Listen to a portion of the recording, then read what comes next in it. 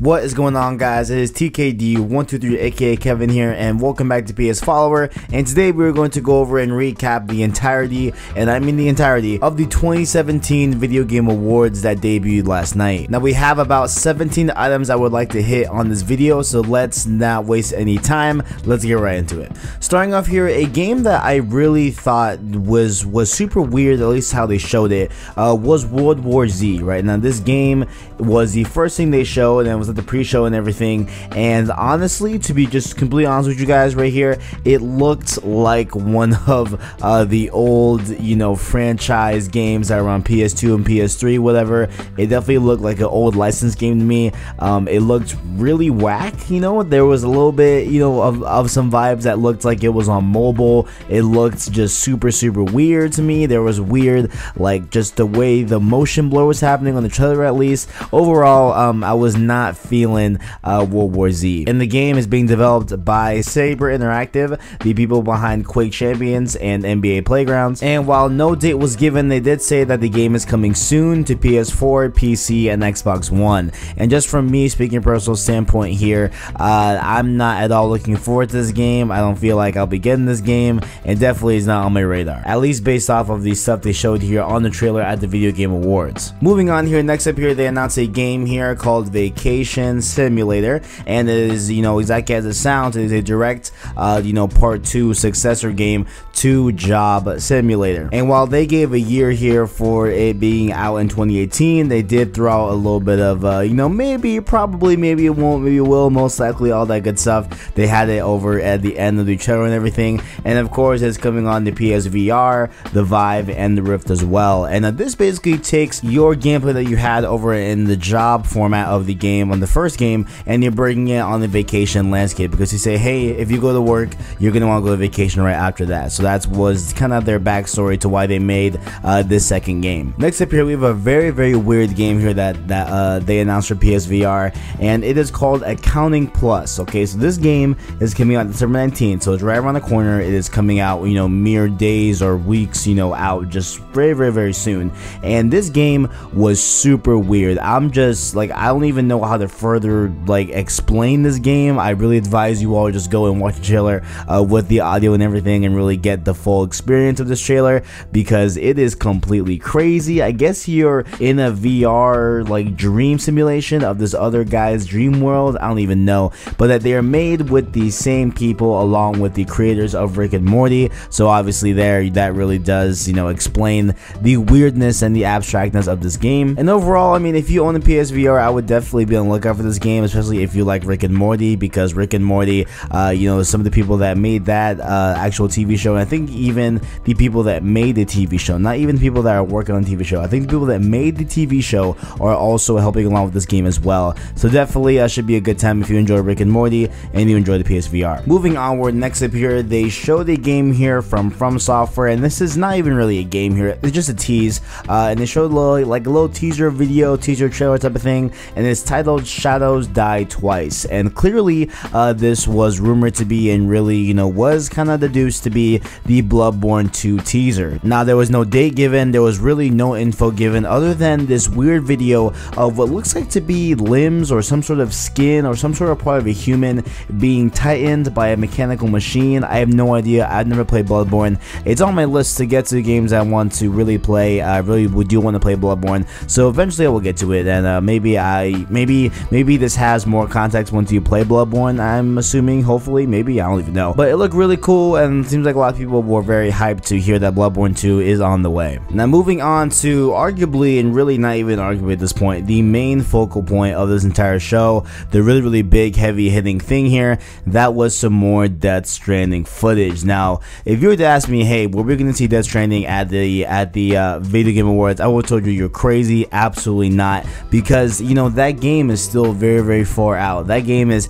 at least 2019, at least 2020, it is around that range. It is not coming in 2018, so just with those all things being taken into account, I would have betted everything against the notion that this game would be at the Video Game Awards. But of course, Jeff Keighley and Hideo Kojima are really close friends, So they brought over an 8-minute trailer for Death Stranding, and it is just as abstract as the first one. And you know, it does just have this dialogue about talking about the Big Bang and everything, and talking about how there was another bang after the Big Bang, and this bang was the last bang to ever, you know, have been in the world or whatever, something crazy like that. And there's a lot of just cool visuals that, you know, are just going to be explained in the game, right? So they're just showing all these abstract things. Even Norman Reedus on stage, you know, made a just a little joke about how he doesn't even get what's happening in the trailer. And so it definitely is an abstract thing. I am definitely hyped for this game. I want to know more about it. I want to know now, but you know, who knows? We will get it when it's done. And you know, when it comes to Hideo Kojima, he really does like to take his time on his game. So again, we won't see this for a long time, but it was pretty cool to see this little clip, and that's not even little, this 8-minute clip of the game. Next up, the good people at Bandai Namco officially announced that the critically acclaimed fighting game Soul Calibur is coming back with Soul Calibur 6 and everything, and they have a date here for 2018. Now for me, you know, I'm a bit skeptical, but you know, who knows, maybe it will come out, maybe it won't. But for you Soul Calibur fans, you have Soul Calibur 6 coming presumably in 2018. Now next up here, what really intrigued me was that they showed a game here from Campo Santo, the people behind Firewatch, right? You know, that critically acclaimed game, great game, all that good stuff, very good narrative and everything. They announced a game here called In the Valley of the Gods, right? So essentially what is happening here is that it is the same type of gameplay you saw with Firewatch, where it's a first-person adventure game where you're not, you know, really killing anything, not really doing anything. You're just exploring and really kind of living through a narrative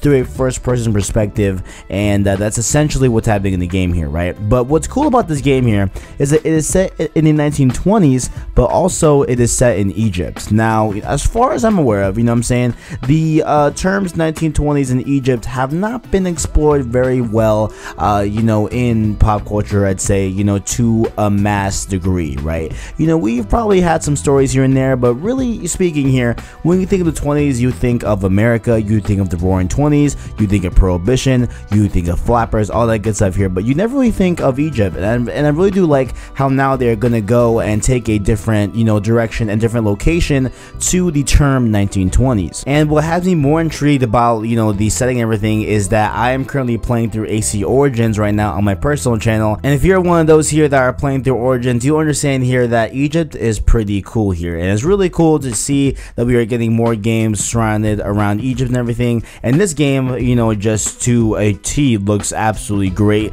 The colors look vivid, the animations and the really art style looks super great and everything, and overall I cannot wait to play this game. And that is another game here that I'm meaning to play. I've been wanting to play Firewatch, and I will get around to it. I have a backlog that is crazy right now, but I will definitely hit up Firewatch at some point, and definitely will hit up this game In the Valley of the Gods when it comes out. And speaking of coming out, the game is supposed to also come out in 2019, so expect that on the PC in the year 2019. Now look, you know, this year in the Video Game Awards, there were a lot of really cool games shown, honestly. Like, this is one of the best showings in video game history here, you know, with the Video Game Awards here. And the next game they showed here was a game called Fade to Silence, and this game is essentially a character-driven group survival game, and it's where you are set in a wintry post-apocalyptic world where humans fight to survive against the harsh elements and supernatural monsters. So at some point here in the,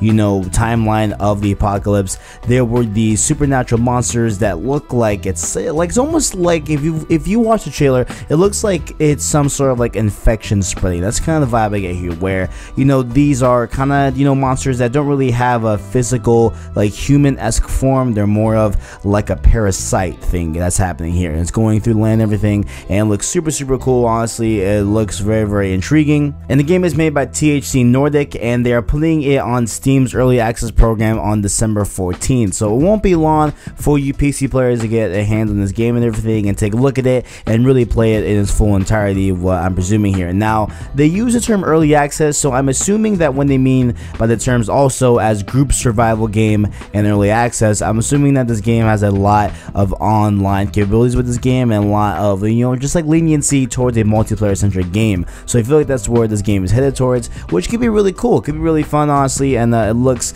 like it will be a good time here on Fade to Silence. Onward on the show, they started to talk about PUBG and everything, and they announced that they will be leaving early access and launching the 1.0 version of PUBG on December 20th of this year. And they further on to show some new stills and new gameplay of the new desert map, and they said that they are putting the map on the test servers for PC as of tonight. So it was 4 hours after the Game Awards. You can go on PC and play the official new desert map on the test servers and everything to help test how the map plays, along with a live action trailer that, you know, just showed some more of the PUBG stuff and everything. They finally, you know, did was like, hey, listen, the you know, Xbox Live version is out on the 12th, and then on the 20th is when the 1.0 version comes out for PC. However, the desert map won't be coming to Xbox until early 2018. Moving onward, this made my show notes, but I really cannot believe that this is how they unveiled and really showed and announced the release of this game. Okay, so we're talking about Sea of Thieves here. Now, this wasn't even on the stage. This wasn't, you know, even a part of the show really. It was a part of a little ad that was in between the show, you know, that was in kind of like the ads, you know, place, whatever. Yeah, it was just like a short little advertisement, and they announced that the game will be out in March 20th, 2018 for Xbox One and PC. But I'm just really thinking here, you know, just sitting here like, wow, like they really just did this game like this. You know what I'm saying? Like, I understand that, you know, it's been a long time, obviously, and, you know, everyone is just kind of over Sea of Thieves, in my opinion. Like, everyone, you know, is just, you know, not really that hyped about it. But to not even give it stage time, to just, you know, announce this release date for this game that's been anticipated in a little advertisement in between the Game Awards, that was absolutely crazy to me. Next up here, we had Media Molecule. Now, if you all know, I just did a video about them on this channel about the state of Dreams and if we'll see them at PSX, whatever, and we will still be seeing them at PSX. But here we got a little bit of a trailer here for Dreams and everything, and they showed off a little bit more, and, you know, they really did put an emphasis on how that you can play through their dream along with build your own dream. So it seems like they are doubling down on that, you know, story mode experience that they, you know, finally put into the game and everything after criticism. And the game is coming out in 2018. There was no release date given, but there was a release date window. I believe that we'll get a little bit more at PSX, possibly release date. It's like kind of waning in my opinion, but they announced 2018 at the Video Game Awards. And hey man, look, it looked, I mean, honestly, it looked great, it looked cool, it looked intriguing again. I, you know, just still want to see a little bit more of the game, and you know, I might cop it. Aside from the Death Stranding, you know, whole thing that was 8 minutes long, that whole big long gameplay section, we had the man from A Way Out. Obviously, A Way Out was that EA game that was shown at E3, and it was about two people breaking out of a prison, and you have to play the game split screen, you know, and that's really how it's meant to be played. It's not meant to be played one player, it's meant to be played two player. And that whole game was being, you know, shown everything, and a little bit of trailer was released, and they announced that the game was coming out March 23rd, 2018 for PS4, Xbox One, and PC. And they also announced that, you know, you can play the game with a friend even though they don't have the copy of the game, all that good stuff. But the craziest thing about it was the announcer, you know, Joseph Ferris, that was discussing the game here, and he went on this whole big rant about EA loot boxes. He said fuck the Oscars in it, he said all this crazy stuff and everything. And you know, you could tell that Jeff Keighley was like, hey listen, like, we need to move this along, we gotta keep moving in the show, whatever. And, you know, he just wanted to keep talking, and it was just a cringy, crazy moment, honestly. I highly recommend you guys go check out that little snippet, you know, outside this video, because that was insane. Moving onward, we had a new game here called Witchfire. It is a first-person shooter from the creators of Vanishing Ethan Carter, as well as Painkiller and Bulletstorm. Bulletstorm I've heard of, the other ones I have not heard of. I've heard of Bulletstorm, and like a lot of people like Bulletstorm and everything, so I was hyped to see this, you know, from those devs and everything. And to me, honestly, like the way the guns kind of kicked and the way it, like, it looked like they were, you know, reacting to shots and everything, it was reminiscent a lot of Destiny in that way. And it also, you know, had like a bunch of different creatures in it, more mystical creatures than sci-fi creatures, but overall it looked really, really intriguing and looked really cool. Next up here, they had a brand new game that was unveiled at the Video Game Awards, and this one, it was behind a game designer that was behind Payday 1 and 2. It wasn't the devs behind Payday 1 and 2, that's what I totally thought they were going with, and I thought that was happening, but it was not the people behind Payday 1 and 2. Now, they debuted the trailer here. It was super intense, super gritty, super raw, super real, and all that good stuff, and it was really cool to see. Now, you know, there is an element of this trailer and like really an element of the concept of the game that has me kind of, you know, hesitating. And that's just because, you know, if we think of the last game that was meant to be, you know, the Left 4 Dead successor, right? You know, we had that game called Evolve a few years ago, and I can't believe I'm saying that right now. But Evolve wasn't really the most successful game of all time at all, really. But we've had that already, right? And like that didn't work out, so I'm just hoping here that this kind of game works out as well. I know it's not trying to directly be a Left 4 Dead successor, but it is borrowing elements of it that are pretty heavily invested in Left 4 Dead. So really hoping that this game turns out good, because it looks good, it looks great, and there are great minds behind Payday, which is an amazing game and everything, stuff like that. So hopefully this game comes out good, and I cannot wait to check out a little bit more of GTFO. I just realized I didn't say the name of the game for the whole time I was describing it, so that's great. But the game is called GTFO, and there is no release date, no release year expected, but I assume it'll be maybe 2018, 2019, along those lines. And next up here we have another installment of a game that is on my backlog here. I have the dual pack of both the first Metros, but here we got a brand new trailer for Metro Redux from the guys at 4A Games and everything, and again, it looks really real. It looks awesome. Like all these games look great. I just have a backlog that is crazy right now, so I'm still trying to, pummel through all those games and everything, and Metro is on that list. I remember playing a little bit a few years ago, but for some reason I just put it down. It didn't really grab me that well, but I'm gonna go back and really, hone in on the story and really, try to give it a fair shot and everything, because Metro Exodus, at least from my opinion, looks great, and I really do want to play this franchise and everything, so I will be jumping into that. And they announced here that they will also be releasing the game in fall 2018, which I feel is a interesting date for Metro. Honestly, I'm not sure how Metro performed in the past and everything. I wasn't really paying that close of an eye during those days, but it will be interesting to see how it really pans out for a fall 2018, because all games in fall have to put up with the likes of the AAA games and everything. So hopefully this game does really good and does really well for the month that it's coming out in. Just some last tidbits here about the Video Game Awards. They were debuting a bunch of Warframe different spotlight snippets and videos and everything that were made by the fans and everything, so that was pretty cool to see. And plus, Warframe is dope. Please check out Warframe. I haven't played Warframe in like a few months, honestly, but I love Warframe back in the day. It's a great game. They also came out the bat here with Fortnite Battle Royale, and they announced the 50 versus 50 mode, so essentially like Ground War TDM but on steroids and everything, and it is available right now and will be running through December 17th. So it's a limited time that they'll be doing this game mode, so go check it out if you are fans of Fortnite. And ladies and gentlemen, that was my full recap of the Video Game Awards. I hope you all enjoyed it. If you stick around this long, please leave a like on the video, and please share with your friends, all that good stuff. We are doing a lot of things here on the PlaystationFollower channel and making the best content we can make with the time allotted to us, and we really do appreciate all the feedback, all of the criticism, all of the likes, all the dislikes, all that good stuff. We really do appreciate all the feedback you guys give to us here on the channel. Also, stick around here for this weekend, because we have a ton of other stuff coming out from PSX and everything, and make sure to keep it locked here on the channel, and also locked on Twitter, where you'll have latest updates and just breakout opinions, all that good stuff here on the PS Followers Twitter. Thank you all for watching, and as always, keep on following.